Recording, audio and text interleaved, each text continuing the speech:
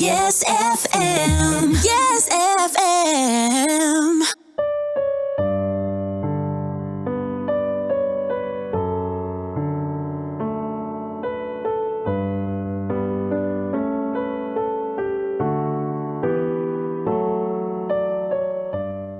Bibi, naranasan mo na bang maiwan?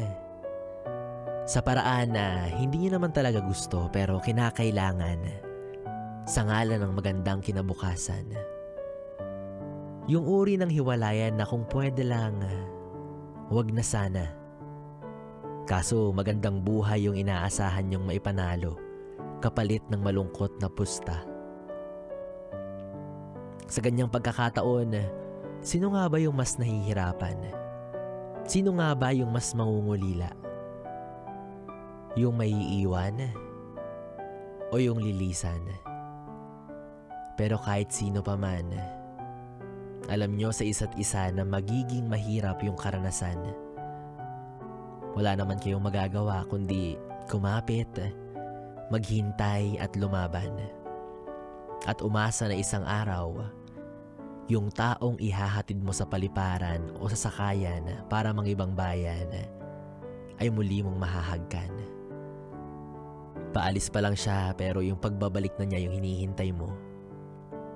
Normal na maramdaman yan kasi nagmamahal ka.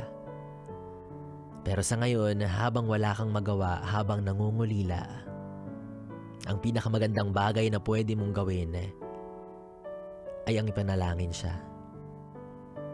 Nabigyan sana siya lagi ng lakas ng pangangatawan, tibay ng loob, talas ng isipan, at ligtas na pakikipagsapalaran.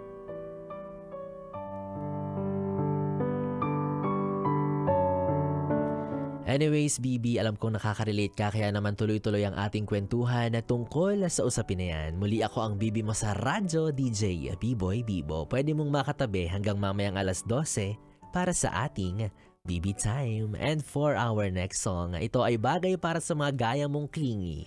Here's Air Supply sa Having You Near Me. Hatid sa'yo ng 101.1 Yes FM.